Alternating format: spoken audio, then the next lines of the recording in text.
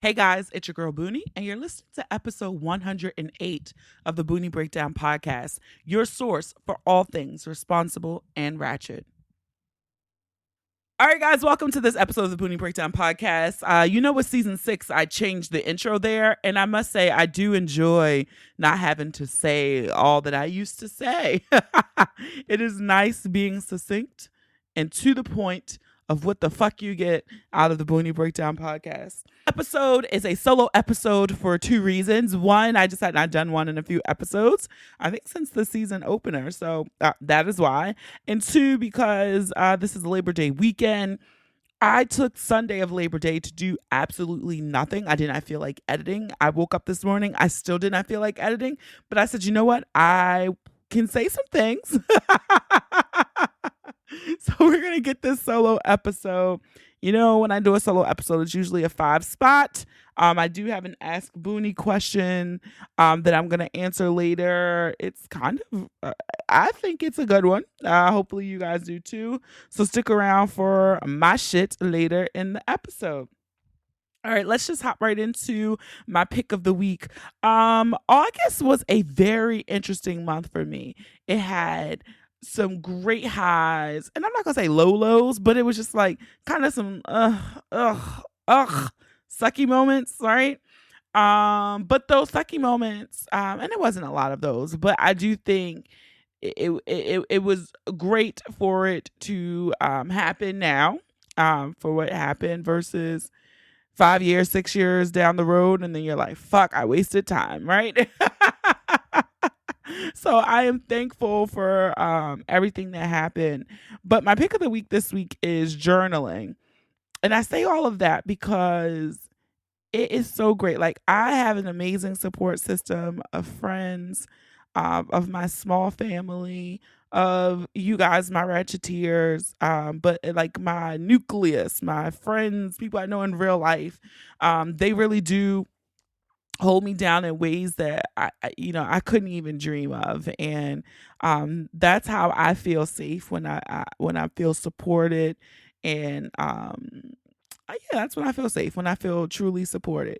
And journaling is so dope. If you remember last year, I did a journaling event with my friend over at Pish. Well, she's not Pish Posh Perfect anymore, but she was Pish Posh Perfect Kim, and I think journaling is so great because you get to capture your true emotions. I just do things that are dumps. Like, I open my journal, I grab a pen, and I just write whatever comes. It's no thing. Some days I write, today I'm grateful for, so if I'm waking up in the morning and writing.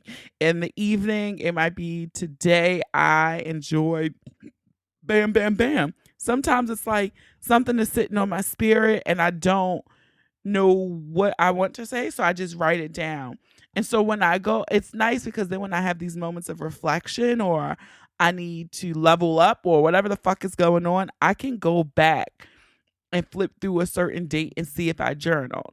I can't say that I'm 100% consistent in journaling every day. I do wish that I could do that. But sometimes you just forget. But I will say journaling is such an amazing part of reflection, sometimes healing, sometimes it's just, I just need to make reference for this very moment that is happening. And so for me, the live show in Philly was August 10th. It was my first live show on the road, the first of many, and I just had to document that. And so, as weird of a month this was, I'm not gonna say weird, because I've mentioned CoStar and the Pattern app. They've been dragging me, telling me, like, it's time, you about to level up, bitch, get ready. So it was great to go back and look. So I encourage all of you, if you do not journal, go to Marshall's, TJ Maxx, Home Goods, somewhere, and get a little $4.99, $3.99 journal, and just have it. I just leave mine on my nightstand. It's actually on my responsible nightstand. If you listen to the Lover's Quarrel episode, I was a guest on their podcast. They asked me about what's in my nightstand. I have two. One is my ratchet nightstand and one is my responsible nightstand. So my journal is on my responsible nightstand, and I just have a pen with it. And whenever it moves me, I just write whatever the fuck comes out on there. So I encourage you guys to, if you enjoy it, there are some great journaling prompt books. If you need that, you can go on Pinterest, tons of prompts if you just can't free flow and write. But it is a great reflection activity, and I'm happy that I've kind of stayed somewhat consistent this over the past year. And it was great to go back and read some of the things. So get a fucking journal. You don't have to spend a lot of money and just write down your thoughts. All right, housekeeping this week. So feedback from episode 107 with Tonti. This was an interesting one because a lot of you guys did not know what OnlyFans was, right? So this was your first introduction to what OnlyFans was. And then like, oh my God, people are really out here putting out their own explicit content. I'm reading one thing I got back. Someone wrote into me and they asked to stay anonymous, but they too have an OnlyFans page. They've been doing it now. Well, they used to do a premium Snapchat. And now they've moved into OnlyFans, and they have sustained bringing in $7,000 a month for the last 9 months, releasing their explicit and premium content. She recommends that if anyone is interested in this, there are ways that you can do this without showing who you are. No one knows that I do this. This is why I'm asking you, Boonie, to keep my name a secret. I trust that you will not share. Of course, I will not share. But damn, when I saw that she was sustaining $7,000 now, since I know who it is, I know the next questions, and I asked her, could I say these things? So they've already been vetted through her. You're like, well, she probably got a badass body. And when I say bad body, I'm doing the air quotes over the Instagram body that everyone likes, right? No, not even say that she has a bad body and like, body. Like, it's a regular body. Like, she has big ass titties, kind of a flat stomach, but it got a little pudge there. She has no booty. I told her I was going to say all this. And she's able to sustain $7,000 a month. She does mostly pussy play, so masturbation, pussy play with toys. She has done girl on girl. And she has not done any actual fucking or sucking dick, but her thing is really pussy play. And she makes the bulk of her money through subscriptions on OnlyFans. And she goes, in the months that she makes more than $7,000, she usually does a customized video where people, like we mentioned in that episode, they'll reach out to her like, I want you to do a video where you're doing blah, blah, blah, wear this, say my name. And those, she charges a little pretty coin for those, and she makes a lot of money. I then asked her what was the most amount of money she made in one single month. And she said in June of 2019, she made $12,000. So if that's your cup of tea, you want to make some extra coins. Because in my mind, I'm like, fuck, I could pay off my debt. If I really did this. So, I'm appreciative of all the feedback, the comments, and thank you to this person who was willing to share her experience as well. All right. The next live show, Atlanta. I'm coming Saturday, November 9th. I will be in Atlanta, Georgia at Peters Street Station. There are a limited amount of early bird tickets on sale. You guys are scooping them up, which is amazing because I haven't really released details, but you guys know the deal at this point, right? You're going to get a goodie bag. It's some giveaways. It's going to be me, some special guests, but all the details will be released next week for the show, just firming up a few things. But I only put out like 20 of the early bird tickets, or 25. I think it was 25. So, head on over to the booniebreakdown.com/live if you want those tickets. I also put out an Instagram. Where will you guys want me to go in early 2020 or summer 2020? Chicago, your team has repped hard. We will make Chicago happen. Okay, I can promise that. So Chicago is one city. I might do 4 cities next year.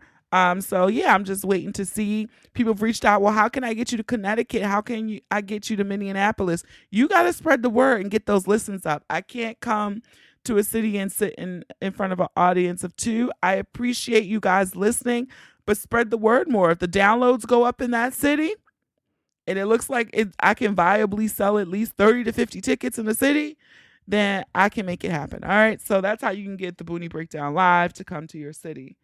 Also, I'm working on an episode with a guest. We're recording it in 2 weeks. I would like to hear your best sex stories. What is the best sexual encounter you've ever had? Now, how can you submit these stories? You can send them, you can just record a voice memo on your phone and email it to theboonieBreakdown.com. If you want to stay anonymous, don't say your name in the voice memo. Simple as that. If you do not want to send your voice in, even though I wish you would, because different voices add different texture to a show when I do things like that versus just hearing my voice say something. So I would love it if you could send a voice memo. If not, you can just send an email over to theboonieBreakdown@gmail.com. That's also where you can send your voice memos. But I would like to know your best sex story. 60 seconds to 90 seconds. That is it. Don't send me no 10-minute voice memos. 60 to 90 seconds of your best sex story. And if you could send those to me by September 10th, that would be bomb as fuck. Also, guys, you guys are killing it on the review front. I love you, love you, love you. I'm getting tongue-tied. But the Boonie Breakdown needs those 5-star reviews. I appreciate you guys taking the time to leave them. All you have to do, if you listen in the Purple app, if you already subscribe, you have to search, type in the Boonie Breakdown. You'll click on the little icon. You scroll down under available episodes. It says ratings and reviews. You see write a review. You click there. You can do it. Now, if your nickname is not set up, when you go to hit send, it's going to say enter nickname. You type your nickname right then, hit send. Your review will show up. Easy peasy. Don't use Apple devices, then you can go over facebook.com/the Boonie Breakdown. Leave your review there. You can also, if you listen to Castbox, you can leave comments and reviews inside the episode. You can have conversation and dialogue. So that is bomb. I just want to highlight one review this week because we need to do a correction. It says, "Hold my stay.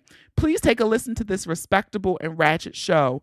And Sunshine Mad posted this. So I just got to say, we are responsible and ratchet. The Boonie Breakdown podcast, your source for all things responsible and ratchet. All right. But Sunshine Mad, thank you for your 5-star review. But we just want to make some clarity there. We are responsible and ratchet. All right. So again, please follow us on Facebook and Instagram, The Boonie Breakdown. Follow us on Twitter, just Boonie Breakdown. And we're sharing this episode across all social media. Please feel free to tag us and use the hashtag The Boonie Breakdown, hashtag PODIN, PODIN. All right, so that is it for this intro. I know it's a little long, but let's just get ready to break it down.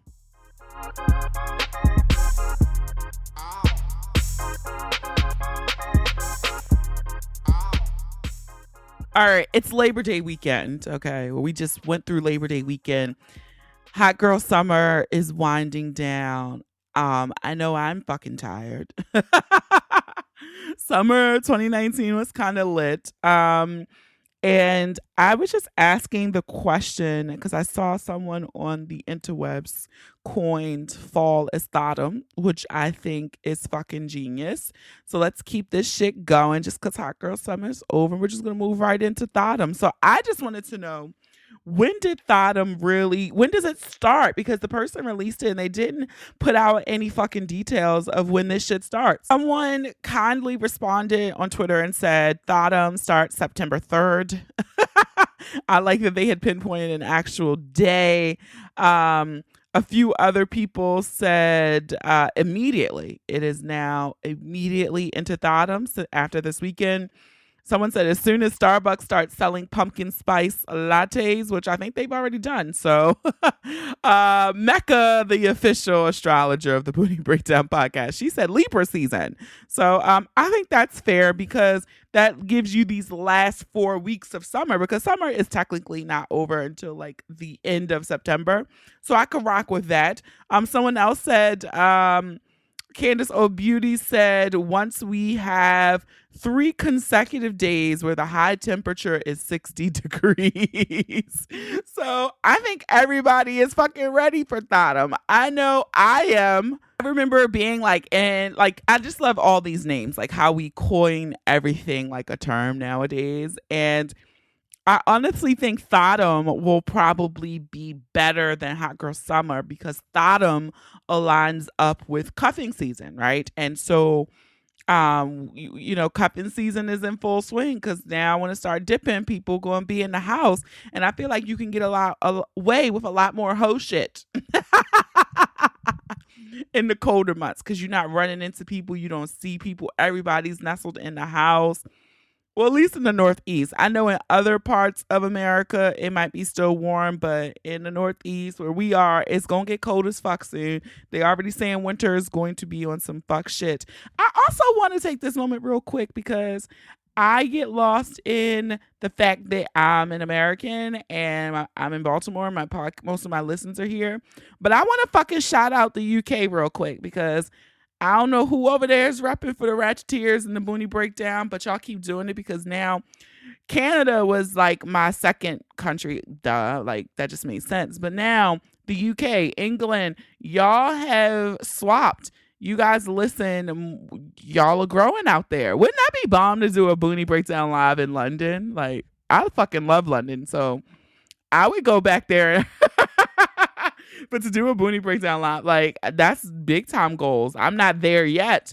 But if that UK squad keep them downloads up, we might have to get a Boonie Breakdown, go international, and do a live show out there. So that was just a random thought. Sorry, but I had to go with it. But yeah, I'm excited for Thotumn to be cuffed. You know what the other reason? You know the one downside to cuffing season though. For me at least, is like I feel like when you really get cuffed, because I'm one of those girls who gets so lazy. Like when it gets fall, winter, you start wearing jeans. I don't shave my legs as often. I don't shave my underarms as often. So I let all that shit grow. I don't get pedicures as often. I go from like every 3 weeks to like I ain't even gonna say, but I keep a little thing in my shower and I keep up the hoof maintenance myself. But I get a little lazy, and I feel like sometimes when you get cuffed, like you want a nigga rubbing on you and shit. He rubbing on your stubbly, hairy legs. So now you gotta shower and shit. Not shower. I'm sorry. You gotta shave and shit, right?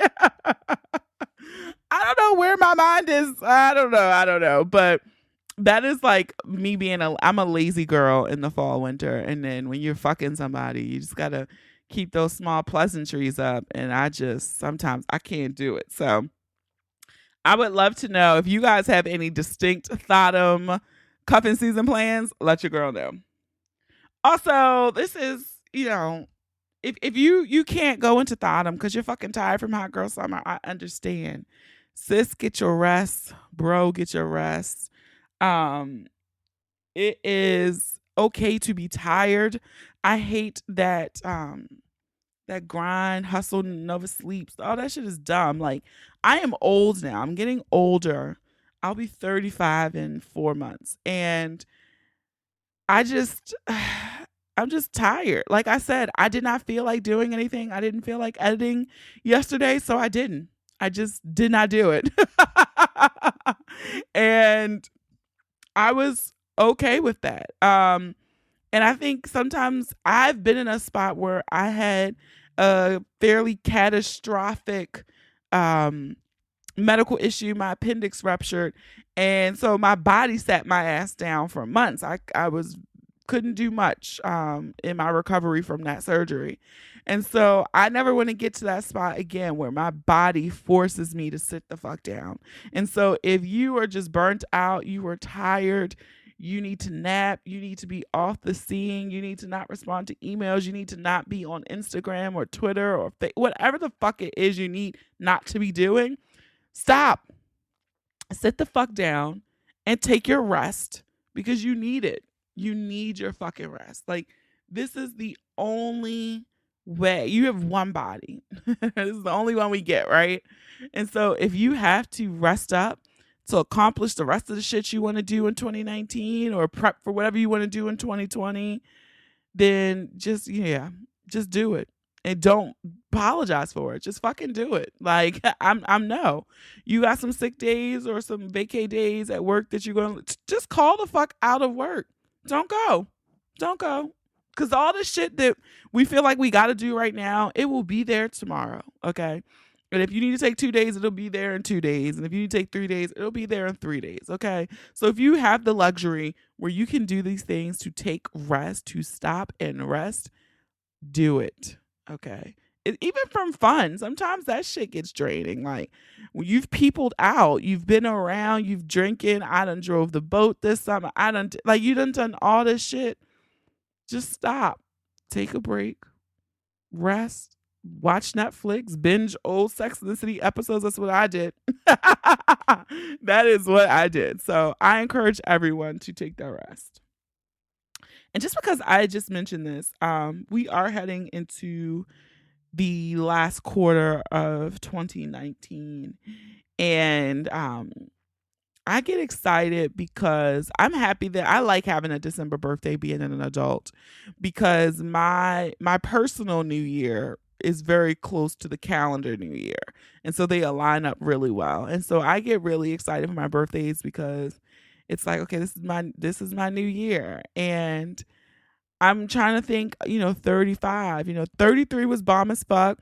34, I can't be mad at it either. Even though I have a few more months to close it out, I can't even be mad at 34. And so I'm like, fuck, what does 35 bring? Like, what's coming from 35? And so I'm excited. That's where my head is. I'm looking forward, kind of making those plans, writing down things that I want to do. I want to accomplish. What does it look like? I don't want to have these credit cards with debt on them anymore. Like, what does all of this shit look like? And so I don't get caught up in I hate 5-year and 10-year plans. I just don't live life like that. But I do have written goals. Like, I would like to do this. I'm going to have this. And when you're writing things down and when you're journaling, like I said in the pick of the week, make sure you write things in present tense, like it already happened, because that's how we manifest it. And so it's like my thing is, I don't want credit card debt. Like, I don't say that. I'm like, it is December such and such, 20 something, whatever. And I no longer have credit card debt. So I write like it happened. On this day it's going to happen. And that's how I write down my goals, to make it like it already happened. It's future tense, whatever the fuck you want to call that shit. But I do just encourage you to start thinking about, what does the end of this year look like?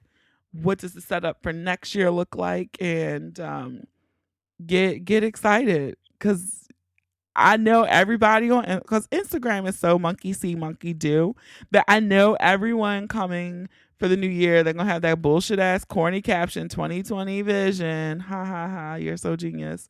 But everyone is going to have that caption. And I really do think that writing down, just not doing shit for the gram, but writing down your goals and saying what you exactly want out of this life that we have, it really does make a big difference. And people laugh at us folk who do the crystals and who do the sage and incense and all of this stuff, but I'm like, to me, that shit is the same as praying, right? It is all about belief and faith and intention, whether you're charging crystals or you're praying to the God above. Like, to me, the shit can coexist, and people need to do whatever your practice is in helping you, setting your goals and setting intentions of how you want to move forward and how you want to live the life you want to live. Like, do it and just get the fuck on with it, because I feel like we really do think we have all the time in the fucking world, and we really do not. Time is the one thing that we can never get back. We can never make more of it. And we sit around and we think we have all this time and I'm going to do it later. Like, I think I've read a quote, or it was something in the Bible. I don't know where the fuck I read this shit, but it was saying something like, how cocky of us to think that we can play on God's time, essentially. This is all borrowed time. And my grandmother used to always say, I never understood this shit when I was younger, but my grandmother used to always say, the time and the tide wait for no man. And I would be like, Granny, what? But now as a 34-year-old woman, I get that shit wholeheartedly. It's how you look up and you're like, fuck, it's September already? Like, the time and the tide wait for no man. Like, this shit is gonna happen with or without you. And so are we sitting here wasting time and we think because we have all the time in the world, I can do it next week, I can do it whenever. We literally don't know when that shit stops for us. And so I just, you read the news is this weekend, it's this mass shooting and this person escaped a car accident where they should have died. And like, we can't sit here and just waste this time, people. We can't. And I don't want to sound doomsday-ish because I don't like to operate out of fear too, but I do. That is the one thing that pisses me off. People wasting my time, right? I can make more money. I can buy new things if it gets fucked up, but I cannot get my fucking time back. So if you're sitting here like, oh God, I don't know, figure something out, do something. I don't know what I want to do. Just do something. Just do something. Don't waste this time that we have, because there is somebody who received news that their time is up. Their time is limited. It's just gone. The time that whatever they were going to do is gone. They don't have time for it no more. And so it's just these little messages that you get sometimes from the world that just spark you to be like, fuck this shit. We all on borrowed time. And this shit, you just can't sit here and waste and think, oh, next week I could do it. Next month, next year, I'm going to go here. Oh, I'm saving this for marriage. I'm saving this for that. Like, fuck all that shit. Just do it now. Like, I think the one thing I was talking to somebody and they were saying the same thing, because I was like, oh, that's like my going out clothes. And they're like, the fuck are you saving that for? Just wear it. Like, wear it. Why are you saving it? What is so special that this jacket has to be saved for an occasion? Like, just wear the fucking shit. And so I feel like that is how we all should move and operate as we get ready to wind down 1 year and as we start to prepare for next year. But time is finite, my niggas. So get on the good foot. So we're going to close out this week's episode with a Ask a Boonie question. This one is a good one. Read it. I was like, whoa, okay. All right. But let you guys hear the question so that I can appropriately respond. Hey, Boonie, gotta say I love your podcast. My friend put me on and I'm so happy she did. I've been binging your episodes and I realized you haven't done an Ask Boonie in a while.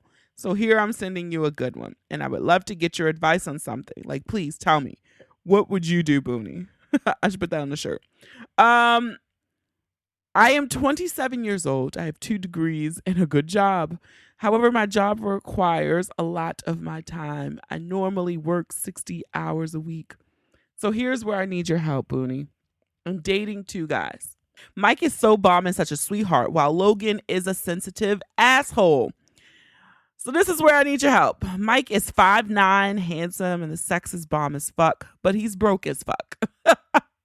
There too, but he's just broke. Now there's Logan, the asshole. He does it up for me. He takes me out all the time. We vacation. Like, all of my passport stamps are because of him. He buys me new things. He buys me expensive shit. He just got me a new Dior saddlebag. Gasp. We can go days or weeks without talking when he wants. But when he wants me, he does it up for me. And he does it up good. The sex is okay. But he's moving up in his career and he is going to be a star. I know that he's going to make it one day. I just know it. And I can get used to this life. So, Boonie, who do I choose? Who? I don't know. Like, what would you do if you were me? I honestly don't know if I choose the nice guy over the rich guy. Or do I choose the rich guy over the nice guy? Thank you. Signed, I don't know what the fuck to do. So, sis, I'm thanking you for putting your age into this question because that was going to be my first question to you. How old are you? How old are you, sis? All right, so we got 2 guys, Mike and Logan. I'm going to go with Logan first because this one's just easy.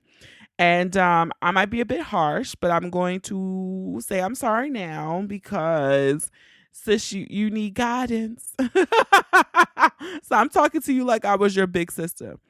Boo, Logan treats you like a hooker. Okay, that's what you are with Logan. We are like in this. It's a transactional relationship here. Very transactional. Might be. I don't know how old Logan is. Is this? But it's very transactional. Because everything you said about this man was he takes you out all the time. He does it up. You got all your passport stamps from him. You got a new Dior bag. Now, I ain't gonna front the new Dior saddle bags, this revamp of them. They're bomb as fuck. At least I hope you got the strap out of it, because the straps is $1,500 too. So I hope you got one of those. But the key word there was we can go days or weeks without talking, but when he wants me, he does it up. Ma'am, that's just a hooker. You're an escort. When he wants you on his arm, he wants to spend time with you, he calls you up. He not dicking you down, okay? He doesn't care about you. You didn't say anything nice about him. Just that he has money and he's moving up in his career and you can get used to being wined and dined. Okay. So, very transactional, hooker-like, escort-like relationship there. Then you go to the guy, I think is Mike. I had to go back to the email. Mike. You said a lot of things. He's handsome. He's 5'9". The sex is bomb as fuck. He broke as fuck. Then you talked about his family member, which I skipped over it, but it was his grandmother. But it takes all his money. And then the part in this that pissed me off, sis. You said, I'm used to being treated like a queen. And even though he does to try to do small, sweet things, it's not enough. Oh, baby girl. So you're saying this man, he has no money because he's taking care of a very sick family member. That's admirable as fuck. And as someone who has taken care of and takes care of people in their family, I empathize with brother, because you feel it's your family. You can't have them out here, but you want to live a life too. But this man, despite all of that and still being broke, finds a way to still cook you dinner. He still can find some money to buy you flowers. And you still saying that's not enough. That's literally all this man has probably left, is what he's giving you to still make time for you and to treat you right. And he dicking you down good. You talking about he's a good communicator. You'll never need to guess where you stand. But because he can't get you passport stamps and buy you Dior, we about to toss him away. Bitch, send me Mike. Send me Mike. I mean, I joke. It would be nice. I pay for my vacations. I would like to buy designer shit too, but I can't do vacations, designer shit, and pay off debt. I can't do all three. So I choose the vacation. I would like a Dior book tote myself. But at what expense? Like, what life would you have with this guy, Logan? You talking about I could get used to this life of not seeing him, but him only calling you when he want to have pussy on vacation? And then he giving you weak meat? Yo. Baby girl, I was 27 too, and I might have done that silly shit too and said, I'm going to choose the Logan. But no, sis. Something in my gut says Mike. Now, here's the thing. His situation could be temporary, right? Mike could be balling, but maybe grandma Medicare out and he had to buy a hospital bed and he had to do this. So yeah, now, we got to face facts. Grandma not going to be here all the time. And that's literally the only family member that he's helping. And it's not everybody's draining on Mike's pockets.